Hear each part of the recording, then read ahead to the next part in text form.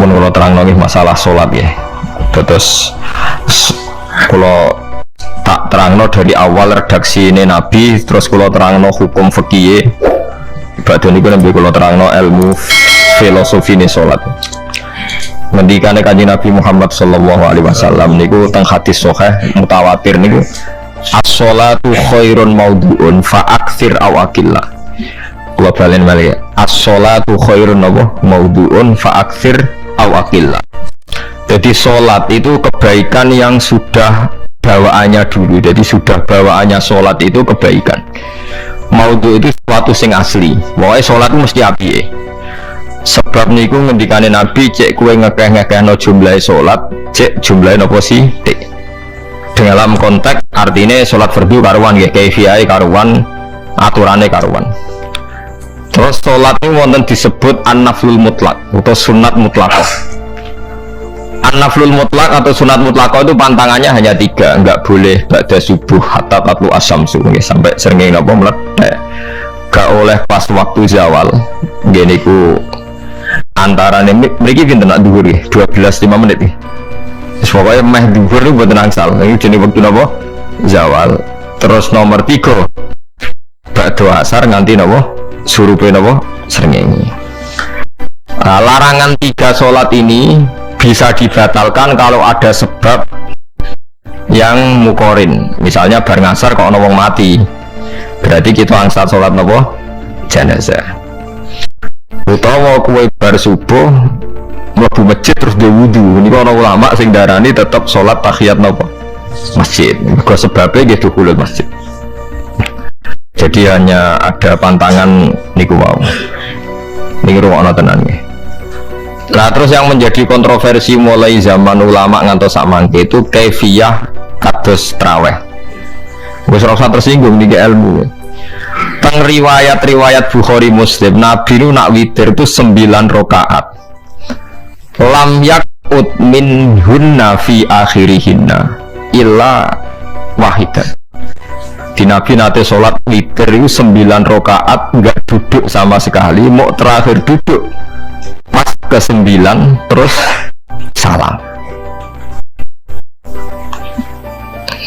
Nah, sebagian riwayat Nabi memotong sholat itu sholatul laili masna berarti 2 8 terus 1 witir. Ini ruang. Sehingga ketika ada sholat taraweh yang 4 rakaat tanpa tasyahud, sebetulnya secara fikih pasti kita sepakat sah. Karena kalau 4 rakaat tanpa tasyahud pertama, kenapa kita katakan sah? Karena Nabi malah pinter songo lebih seru dong. Buat ini karena menjadi kontroversi. Nah, dan tidak satupun ulama di dunia yang mengatakan tasyahud awal itu wajib. Sampean yakin tasyahud awal wajib atau sunat? Sunat. Artinya khasnya hukum sunat itu gimana? Kalau ditinggalkan tidak batal. Berarti misalnya ono tarawih 4 rakaat berturut-turut, berarti tidak ada masalah karena yang ditinggal artinya tasyahud awal yang kita yakin itu hanya sunat. Nah, tapi mudah sari serat cocok itu tidak ada masalah. Jadi ini raja cocok. Lah sing darani masalah padahal darani tasyahud awal itu sunat. Sholat zuhur tasyahud awal sunat atau wajib? Sunat. Nak sunat tuh khas ya, ditinggal batal loh lah. Betul. Tapi nak sing ra cocok ya batal. Ya hukum ora cocok ra cocok. Buat niki kula terang. Nah, tarawih itu yang kontroversi ini tentang kitab Majmu' karangan Imam Nawawi. Ya akal-akalane tiang-tiang niku. Kula nganti sakniki kan mboten nate ngimami, tapi nggih gak kandhani imam. Soale niat ngakali pangeran. Nek pangeran bakali ya ora kenek. Ngeten, ini dawuh Imam Syafi'i. Tarawih itu kalau terakhir kan pindah 3 rakaat ya. Kan 2 rakaat dulu. Lalu pas 2 rakaat itu pas witir, yang witir kok tarawih. Yang terakhir witir 3 rakaat itu 2 rakaat sampai niatnya witir nopo. Witir. Setelah 2 rakaat sampai salam ndak? Salam. Itu menjadi sholat teraneh di dunia. Karena kue muni witir tapi jumlahnya 2. Nah, itu sholat teraneh nopo di dunia.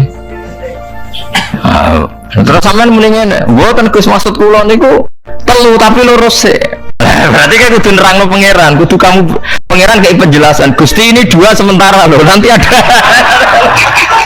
Karena jika Tuhan tidak kamu kasih penjelasan, akan aneh kan disebut witir, tapi rokaatnya 2. Maka kamu harus niatnya Gusti ini cicilan witir. Nah, sehingga jangan kira engkau 2, tapi ini nanti 3. Nah, itu makanya setiap bilalnya atau matinya solu sunatan rakaataini minal witri. Jadi diumumkan sholatlah 2 rakaat, tapi yang satu paket dengan cicilan witir. Lah itu lucu kan? Karena Anda sekali bilang itu witir, berarti Anda bohong kan? Nyatanya 2 rakaat. Tapi kritiknya Imam Syafi'i ini kan lucu. Imam Syafi'i yang imam kita tuh mengkritik itu sholat aneh kalau begitu. Sholat tuh kalau sudah salam itu dianggap sholat mustaqillah, sholat yang mandiri. Nggak bisa sholat kok bertakluk dengan sholat setelahnya. Sholat itu kalau sudah dimulai takbir diakhiri salam ya selesai dan menjadi sholat yang mandiri. Nggak bisa sholat yang mandiri nih. Engkau nasibku ngenteni yang satu itu iso sholat harus selesai yo. Selesai. Sebab itu seharusnya witir agak resiko ya orang rokaat langsung tasyahud awal engkau terus tambah sak rokaat kasus mirip maghrib lah, mirip apa? Maghrib. Tapi itu kan masalahnya tidak populer juga. Nah itu akhirnya diakali wasallu sunatan minal witri deh. Kembali orang minal witri kan itu kalau diterjemahkan sholatlah kalian paket witir tapi ganjil paket witir tapi kedep sih, tapi ini sementara Gusti, tapi kan kita sih bingung. Itu cara pangeran dia bingung tenan ngadepi. Nah, makanya itu nak cara kula ya ora usah dijerok-jerokno pokoke ngono iku.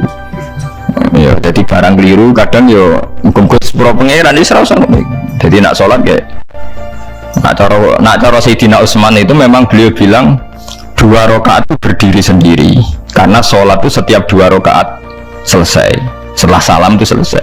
Nanti yang witir ya 1 itu, makanya 2 itu kalau salah witir-witiran cara Sayyidina Utsman. Maka Nabi dawuh wa autir biwahidatin, kemudian sholat-sholat anda yang 2-2 itu ditutup witir. Berarti ya yang sholat kedua ya sholli sunatan ini biasa saja, nafal mutlak, nggak usah nyinggung-nyinggung nopo witir.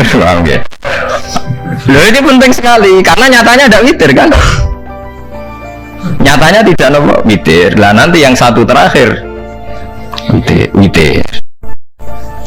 Ya tapi adatnya ngoten niku. Jadi ini perlu sampean ketahui, sholat itu memang banyak masalah di secara fikihnya. Karena tadi kalau sampean niat witir setiap sudah salam itu kan berarti selesai dan berdiri sendiri.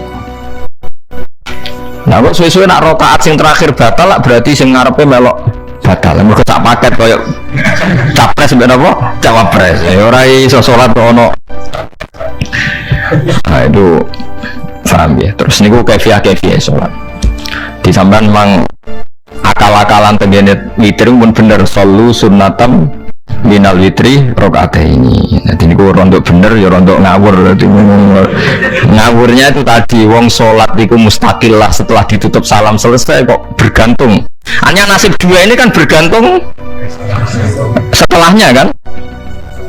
Mana ada sholat kok sudah ditutup berkaitan. Mulane kula nak witir ya ora tau tak niati witir. Mongko ora cocok pengumuman niku ora pati cocok. Tapi kan kula makmum. Ora malah dihisab kan cara salah yes. Usolli sunatan anut imam tengah ati kula mpun saya. Nah, salah malah salah, nak bener gimana napa? Bener tepat-tepakan nonton mawon. Kula niku wong alim fikih tapi paling tersiksa kok kalah mbek adat, ya kalah mbek napa? Adat. Nentang adat ora apik. Jare Nabi kono wong wis melok wong. Namun pintu ya melok napa? Pintu. Itu idean Imam Syafi'i, harusnya punya rasa malu orang yang mengatur sholat sedemikian rupa. Sebenarnya sholat itu niatem salah lah, keliru lah. Wong sholat itu wis apik, ora usah detail-detail napa niat. Lalu dari Imam Syafi'i kowe mlebu masjid niat duha ya untuk tahiyat masjid, niat tahiyat masjid nak waktu duha ya untuk duha. Karena wis barang apik, wis piye tetep apik. Oh, jadi ora usah ribet-ribet niat ngono bae wong barang apik. Paham ya? Tapi kan sederhana kan sebenarnya kita tidak perlu bulat, tidak perlu apa? Paham ya, terus ini penting. Nah, terus yang ketiga masalah kesunatan jamaah dan tidak, ini kalau terang dan menurut hukum fikih tahajud itu jelas gak disunatkan jamaah, witir juga gak disunatkan jamaah. Tapi semua ulama yang bilang tidak disunatkan itu gak ada yang memfatwakan hak batal kalau berjamaah. Jadi tidak ada yang bilang dikatakan batal kalau jamaah, cuma tidak disunatkan jamaah. Tapi Rasulullah itu pernah main di salah satu sahabat di waktu duha. Sahabat itu sakit, ingin ngundang Rasulullah, kepengen dalamnya di kenangan nanti tinggi sholat sinten Rasulullah. Ternyata Rasulullah ketika sholat, anak-anak dan istrinya yang sakit tadi ikut jamaah dan Nabi membiarkan. Bahkan Nabi sempat ngatur soft. Padahal itu satu bentuk sholat yang kategorinya nggak disunatkan apa? Jamaah. Itu makanya Imam Nawawi bilang sholat-sholat yang nggak disunatkan jamaah itu masih boleh jamaah, seperti witir, duha. Ya, tapi justru jadi gerakan tahajud bersama. Nah ini kalau rada cocok, mau ngerakepin tahajud kok dijak nopo tahajud. Kalau genate dipamit ikus nak tahajud bersama, cangkem murah usah. Wong sing ngeloni bojone lagi ibadah, bocah ibadah sing ora enak. Mergo jare Nabi wis jelas wa fi buti ahadikum sedekah. Nanti aku malah lucu. Wis ibadah kok bocah apa? Ibadah. Jadi sing ngeloni, lho ngeloni ra kudu ngeloni bojo, ngeloni anak iku ya napa? Ibadah. Takon ora kan. Nak ngeloni bojo gak di masa depan ngeloni apa? Anak. Ngeloni anak ki napa? Ibadah. Ning omah njaga anak bojo timbang dhewean ki napa? Ibadah. Mana kula nu rapati cocok nek ana tahajud bersama oleh, tapi aja dadi gerakan. Nek sing pun nglampahi nggih monggo, sing umate seneng nggih monggo, itu tetap baik. Tapi baiknya bergantung sejauh mana ini tidak dimasalkan. Sekali dimasalkan tetap tidak napa baik. Karena nanti punya akibat yang sedang baik diajak baik yang lain, dari baik nikmat menjadi baik gremeng, itulah itu perkara kan. Hanya orang kan sepakat kan nak ngumpuli bojo ibadah, kabeh ulama sepakat kan. Dan itu penggemarnya banyak. Terus dijak ibadah yang penggemarnya sedikit, dasar imamnya cocok lah. Itu kan resiko agama dikomentari kan tinggi. Makanya tidak usah dimasalkan.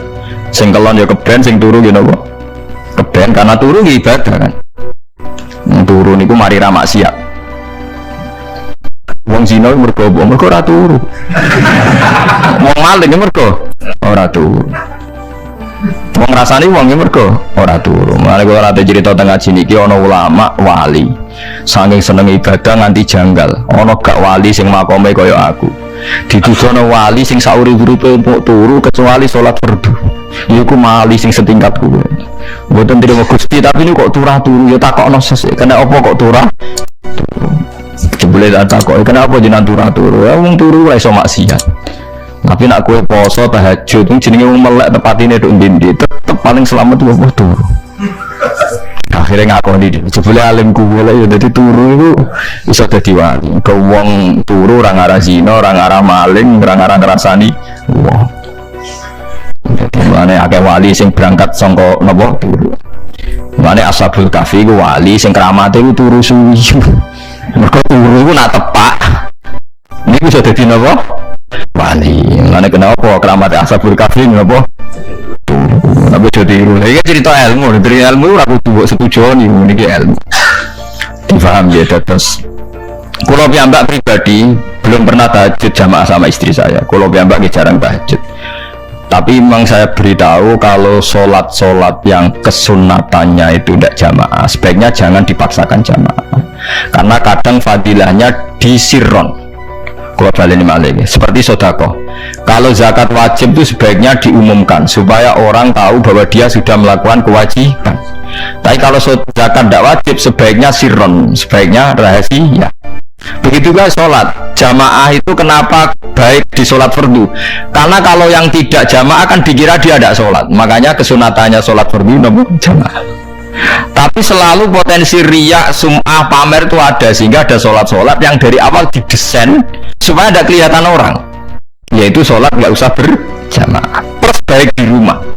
Semua ulama ijma sholat sunat itu baik di rumah apa di masjid Di rumah di dalam kamar sama di kamar tamu, ruang tamu baik di dalam kamar. Bahkan Nabi nyebut sholat fiko ibaitiha di kamar paling dalam.